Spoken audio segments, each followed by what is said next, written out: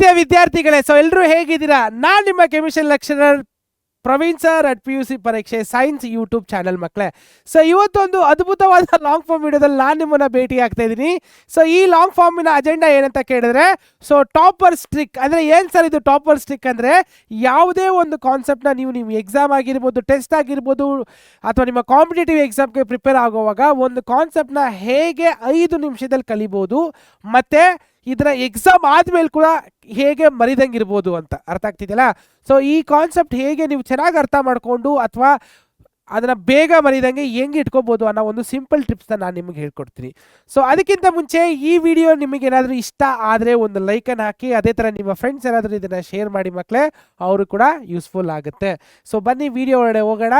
So ಅದಕ್ಕಿಂತ ಮುಂಚೆ ನಿಮ್ಮೆಲ್ರಿಗೂ ಗೊತ್ತು, ನಮ್ಮ PUC ಪರೀಕ್ಷೆ ಸೈನ್ಸ್ ಯೂಟ್ಯೂಬ್ ಚಾನಲಲ್ಲಿ ಪರೀಕ್ಷೆ ಫ್ರೀಡಮ್ ಉತ್ಸವ ಅಂತ ನಡೆಸ್ತಾ ಇದ್ದೀವಿ. ಸೊ ಅದರಲ್ಲಿ ನಮಗೆ ಫ್ರೀಡಮ್ 80 ಕೂಪಾನ್ಸ್ನ ನಾವು ಕೊಡ್ತಾ ಇದ್ದೀವಿ ಅಂತ. ಸೊ ಆಲ್ರೆಡಿ ಆ ಕೂಪಾನ್ಸು 58 ಕೂಪಾನ್ಸ್ ಕ್ಲೇಮ್ ಆಗಿದೆ ಮಕ್ಕಳೇ.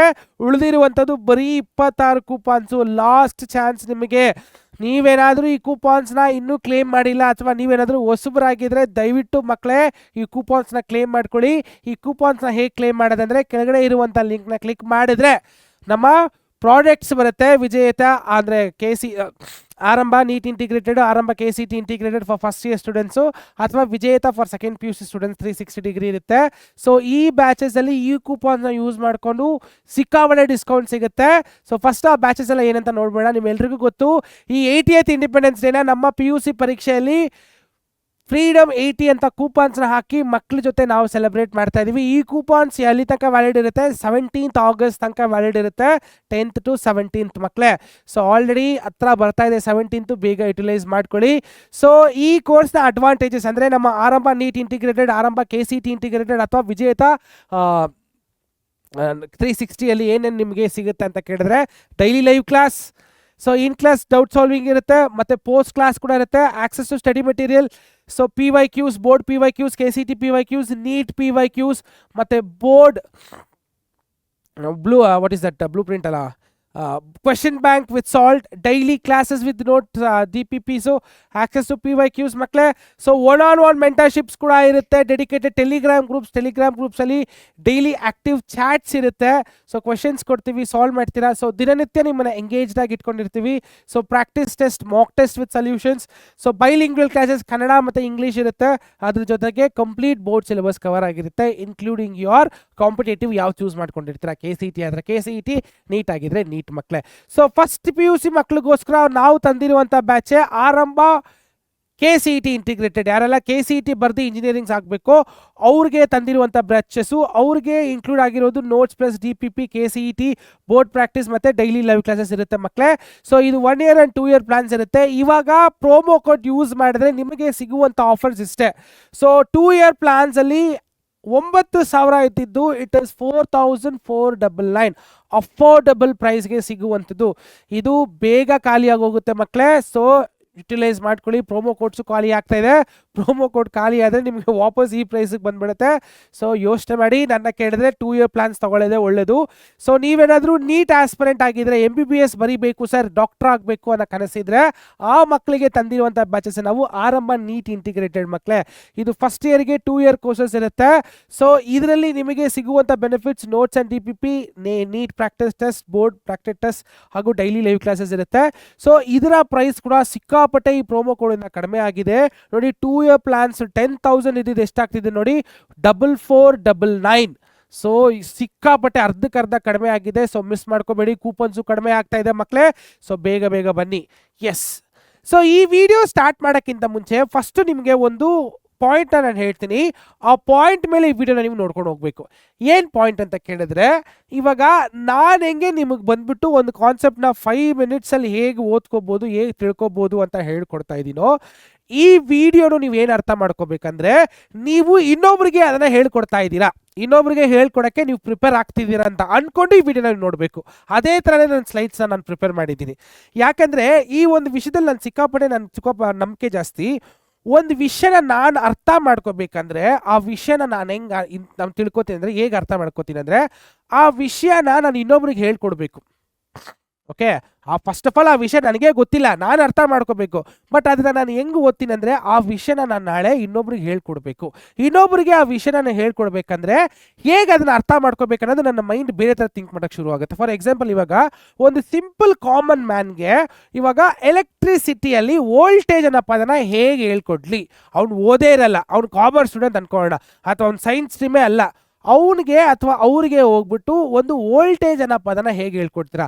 ಡೆಫಿನೇಷನ್ ಹೇಳ್ಬೋದು, voltage is defined as the E M F ಅಂದರೆ V is equal to I R ಅಲ್ವಾ, ಹೇಳ್ಬೋದು. ಬಟ್ ಅದು ನಮಗೆ ಬೇಕಾಗಿಲ್ಲ. V is equal to I R ಅಂದರೆ ಏನು? Current into resistance is voltage ಅಂದರೆ ಏನು ಅರ್ಥ ಆಗುತ್ತೆ ಅವ್ರಿಗೆ? ಅವರ ಭಾಷೆಯಲ್ಲಿ ಹೇಗೆ ತಿಳಿಸ್ತೀರಾ? ಸೊ ಹೇಗೆ ತಿಳಿಸ್ತೀನಿ ಅಂತ ನನಗೆ ಎಕ್ಸಾಂಪಲ್ ಕೇಳಿದ್ರೆ, ವೋಲ್ಟೇಜ್ ಅಂದರೆ speed of the current. Speed ಅಂದರೆ ಎಲ್ರಿಗೂ ಅರ್ಥ ಆಗುತ್ತೆ, ಒಂದು ಕರೆಂಟು ಎಷ್ಟು ಬೇಗ ಹೋಗುತ್ತೆ. ಓಕೆ, ಕಮ್ಮಿ ಆಗೋದ್ರೆ ವೋಲ್ಟೇಜ್ ಕಡಿಮೆ ಇದೆ, ಜಾಸ್ತಿ ಫಾಸ್ಟ್ ಆಗೋದ್ರೆ ವೋಲ್ಟೇಜ್ ಜಾಸ್ತಿ ಇದೆ. ಇನ್ನು ಅವ್ರಿಗೆ ಎಕ್ಸಾಂಪಲ್ ಕೊಡಬೇಕಂದ್ರೆ, ಇವಾಗ ನನ್ನ ಹತ್ರ ಒಂದು ಮಾರ್ಬಲ್ ಇದೆ, ಆ ಮಾರ್ಬಲ್ನ ಯಾರಿಗಾದ್ರೂ ನಿಧಾನಕ್ಕೆ ಹಿಂಗೆ ಮಾಡಿದ್ರೆ ನನಗೆ ಅವ್ರಿಗೆ ಜಾಸ್ತಿ ಪೆಟ್ಟಾಗಲ್ಲ. ಅದೇ ಮಾರ್ಬಲ್ನ ಒಂದು ಸ್ವಲ್ಪ ವೇಗವಾಗಿ ನಾನು ಎಸೆದ್ರೆ ಒಂದು ಸ್ವಲ್ಪ ಪೆಟ್ಟಾಗುತ್ತೆ. ಅದಕ್ಕಿಂತ ಜಾಸ್ತಿ ಪ್ರೆಷರ್ ತೊಗೊಂಡು ನಾನು ಎಸೆದ್ರೆ ತಲೆನೇ ಹೊಡೆದೋಗ್ಬಿಡುತ್ತೆ. ಸೊ ಇಲ್ಲಿ ಏನು ಚೇಂಜ್ ಆಯಿತು? ಸ್ಪೀಡ್ ಮಾತ್ರ ಚೇಂಜ್ ಆಯಿತು ಅಲ್ವಾ? ಮಾರ್ಬಲ್ ಒಂದೇ ಇತ್ತು, ಅದೇ ಕರೆಂಟು. ಈ ಥರ ಅವ್ರಿಗೆ ಇದ್ರೆ ಬೇಗ ಅರ್ಥ ಆಗುತ್ತೆ. ಸೊ ಒಂದು ಕರೆಂಟ್ನ ನಾವು ಎಷ್ಟು ವೋಲ್ಟೇಜ್ ಮೇಲೆ ಕಳಿಸ್ತೀವೋ ಅದ್ರ ಮೇಲೆ ಪವರ್ ಇರುತ್ತೆ ಅಲ್ವಾ? 220 ವೋಲ್ಟ್ಸು, 240 ವೋಲ್ಟ್ಸು, 5000 ವೋಲ್ಟ್ಸು, 1 ವೋಲ್ಟಲ್ಲಿ ಏನೂ ಆಗಲ್ಲ. ಆದರೆ 220 ವೋಲ್ಟ್ ಅಂದರೆ ಸತ್ತೋಗ್ಬಿಡ್ತಾರೆ, ಸೇಮ್ ಕರೆಂಟು. ಪ್ರಾಬ್ಲಮ್ ಇಷ್ಟೇ, ಅಂದರೆ ವೋಲ್ಟೇಜ್ನ ನಾನು ಹೆಂಗೆ ಅರ್ಥ ಮಾಡಿಕೊಂಡೆ, I understood as A speed of the current. ಆ ಥರ ಸೊ ನೀವು ಇನ್ನೊಬ್ರಿಗೆ ಅದನ್ನ ಅರ್ಥ ಮಾಡಿಸ್ಬೇಕಾದ್ರೆ ಒಂದು ಕಾನ್ಸೆಪ್ಟ್ನ ಹೇಗೆ ಅವ್ರಿಗೆ ಅರ್ಥ ಮಾಡಿಸ್ತೀರಾ ಅಂತ ನೀವು ತಿಳ್ಕೊಬೇಕು. ಆ ಥರನೇ PPTನ ತಗೊಂಡ್ಬಂದಿದ್ದೀನಿ ಮಕ್ಕಳೇ. ಓಕೆ, ಸೊ ಫಸ್ಟ್ ನೀವು ಅರ್ಥ ಮಾಡ್ಕೋಬೇಕಾಗಿರೋದು ಎಲ್ಲಿ ಸ್ಟೂಡೆಂಟ್ಸು ಕನ್ಫ್ಯೂಸ್ ಆಗ್ತಾರೆ ಅದನ್ನು ಐಡೆಂಟಿಫೈ ಮಾಡಬೇಕು. ಒಂದು ರಿಲೇಟಬಲ್ ಎಕ್ಸಾಂಪಲ್ ಕೊಡಿ, ಅಂದರೆ ನಿಮಗೆ ನೀವೇ ಕೊಟ್ಕೊಳ್ಳಿ ಅಂತ ಅರ್ಥ. ಸೊ ಎಲ್ಲಿ ಕನ್ಫ್ಯೂಸ್ ಆಗ್ತಾಯಿದೆ, ಒಂದು ಕಾನ್ಸೆಪ್ಟ್ನ ಓದೋವಾಗ ಎಲ್ಲಿ ಕನ್ಫ್ಯೂಸ್ ಆಗ್ತಿದೆ, ಯಾವ ವರ್ಡಲ್ಲಿ ಕನ್ಫ್ಯೂಸ್ ಆಗ್ತಿದೆ, ಫಸ್ಟ್ ಅದು ಐಡೆಂಟಿಫೈ ಮಾಡಿ. ಅದಕ್ಕೆ ರಿಲೇಟಬಲ್ ಎಕ್ಸಾಂಪಲ್ ಏನಾದರೂ ಕೊಡೋಕ್ಕಾಗುತ್ತಾ ಅದನ್ನು ಟ್ರೈ ಮಾಡಿ. Finally if you remember this rule you won't make their mistakes again. ಅಂದರೆ ನಿಮಗೆ ನೀವೇ ಹೇಳ್ಕೊಳ್ಳೋದು. ಈ ಎರಡು ರೂಲ್ ಎಲ್ಲಂತ ಐಡೆಂಟಿಫೈ ಮಾಡಬೇಕು, ಅದಕ್ಕೆ ಏನಾದರೂ ರಿಲೇಟಬಲ್ ಎಕ್ಸಾಂಪಲ್ ಕೊಡೋಕ್ಕಾಗುತ್ತಾ ಅಂತ. ಈ ಎರಡು ಫಾಲೋಅಪ್ ಮಾಡಿ, ಒಂದು ಸ್ವಲ್ಪ ನಿಮಗೆ ಕ್ಲಾರಿಫೈ ಆಗುತ್ತೆ. ನೆಕ್ಸ್ಟು, ಸೊ ಟ್ರಿಕ್ ನಂಬರ್ 1, ಅವ್ರಿಗೆ ಹೆಂಗೆ ಹೇಳ್ಕೊಡ್ಬೇಕಂದ್ರೆ, ನಾನು ತಿರ್ಗಾ ಹೇಳ್ತಾ ಇದ್ದೀನಿ, ನೀವು ಇನ್ನೊಬ್ರಿಗೆ ಹೇಳ್ಕೊಡ್ತಾ ಇದ್ದೀರಾ, ಆ ಥರನೇ ನಾನು ನಿಮಗೆ ಹೇಳ್ಕೊಡ್ತೀನಿ. ಅರ್ಥ ಆಯ್ತಾ? ನೀವು ಅದನ್ನ ಅರ್ಥ ಮಾಡ್ಕೊಂಡು ನಿಮಗೆ ಕಂಪ್ಲೀಟಾಗಿ ಅರ್ಥ ಆಗಿಬಿಡುತ್ತೆ. ಸೊ ನೀವೇನು ಮಾಡ್ಕೋಬೇಕಂದ್ರೆ ಟ್ರಿಕ್ ನಂಬರ್ 1ಅಲ್ಲಿ ಅರ್ಥ ಮಾಡಿಸ್ಬೇಕು. ಹೇಗೆ ಅರ್ಥ ಮಾಡಿಸ್ಬೇಕು?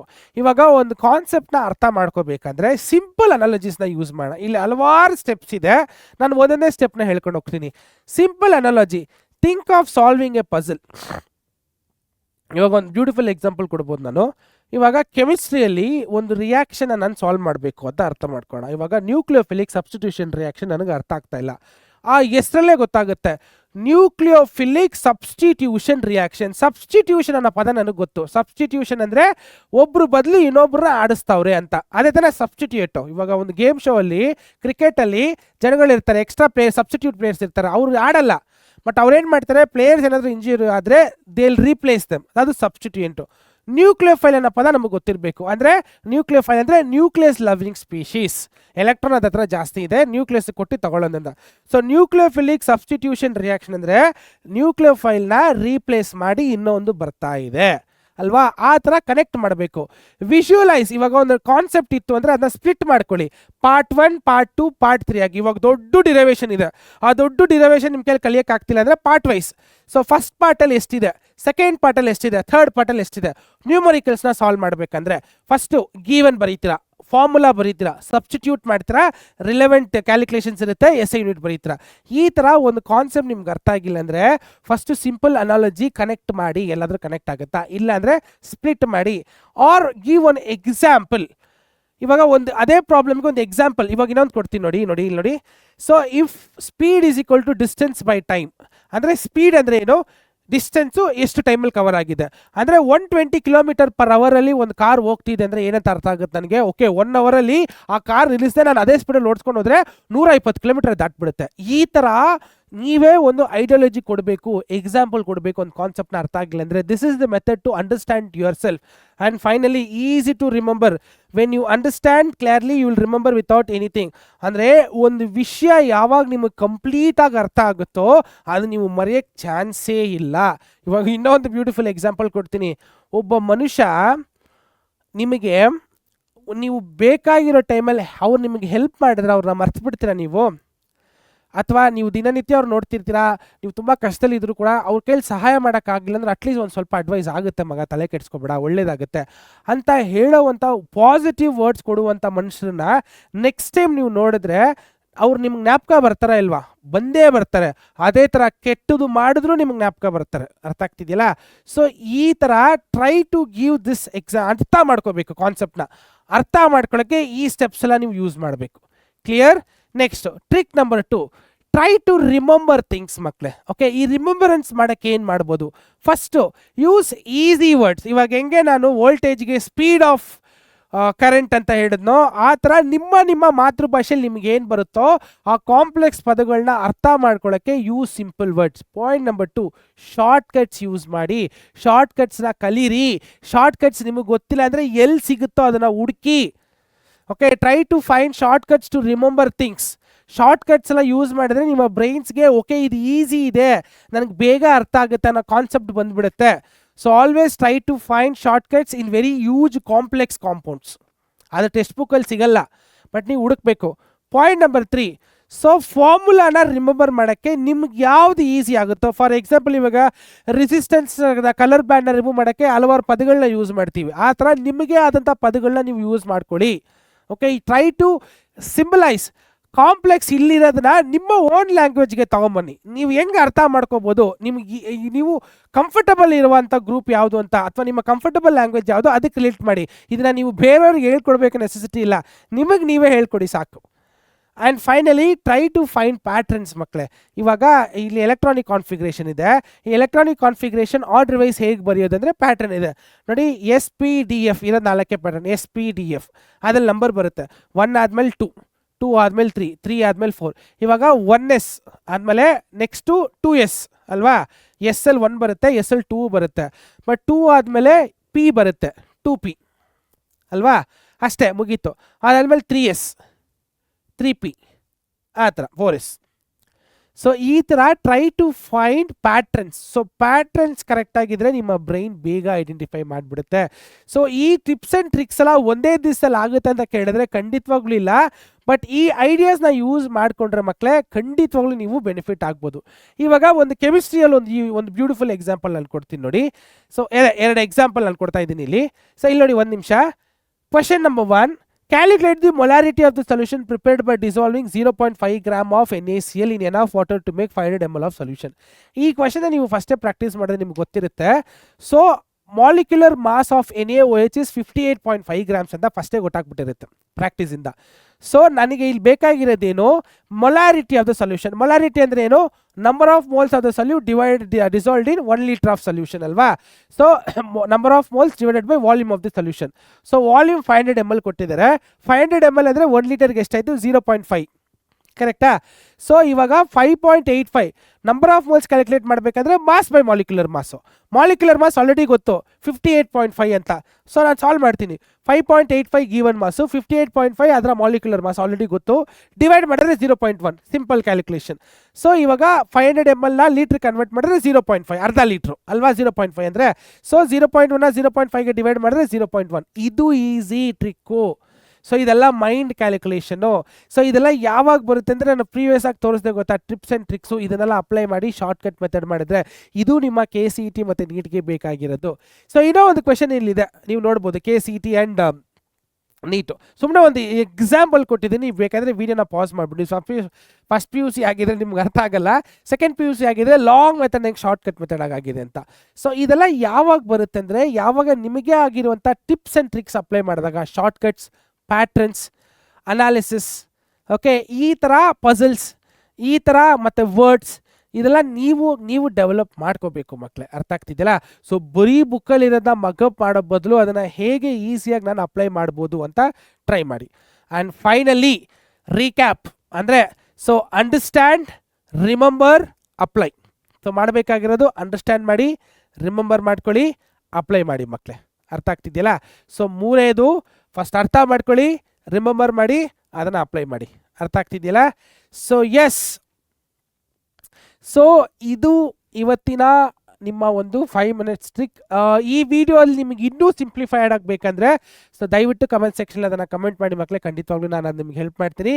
ಸೊ ದಯವಿಟ್ಟು ನಮ್ಮ ಫ್ರೀಡಮ್ ಕೂಪಾನ್ಸ್ನ ಮರಿಬೇಡಿ. ಸೊ ಈ ವೀಕ್ ಎಂಡ್ ಆಗ್ತಿದೆ, ವಿತಿನ್ ಮಂಡೇ.